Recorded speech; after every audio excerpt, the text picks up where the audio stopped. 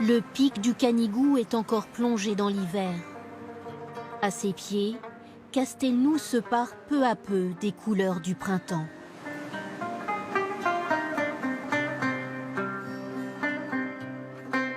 Bravant la rudesse de la tramontane, les rares habitants qui vivent ici à l'année profitent des premières asperges sauvages et des rues vides de leur village.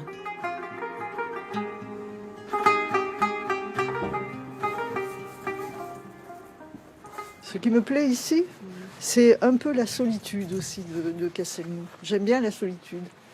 Donc vivre à Castelnou en hiver, c'est un peu monastique. Ça me convient tout à fait. Castelnou est construit à flanc de colline autour de son château.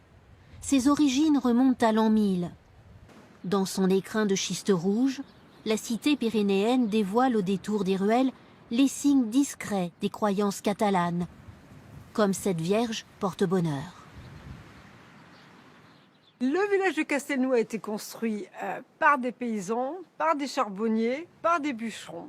Et les maisons que vous voyez actuellement ont été construites fin XVIe siècle. Et lorsque vous continuez à déambuler dans Castelnou, levez les yeux de temps à autre, vous verrez des génoises sur lesquelles sont dessinés des petits signes au lait de chaux. Et là, tous ces petits dessins sont là pour protéger la maison du mauvais sort.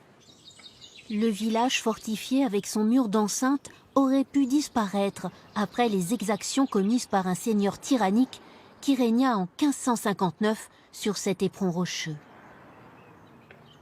On a un triste sire qui l'habite, qui s'appelle Pérotte des Loupiats. Son sport préféré a été de détruire les récoltes de ses paysans, de violer les femmes, de tuer les cerfs. Le gouverneur de Perpignan décide donc de détruire le château, d'attraper Pérotte des Loupiats, de l'emprisonner. Il va falloir attendre environ un siècle pour que le château de Castelnou et Castelnou soient reconstruits.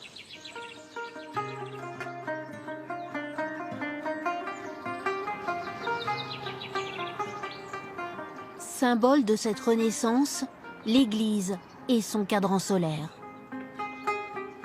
Il faut prendre le temps de visiter l'église Sainte-Marie. Construite au XIIIe siècle, elle montre bien l'attachement des habitants de Castelnou à la beauté et à la sobriété, car les villageois sont les architectes et les sculpteurs de cet édifice.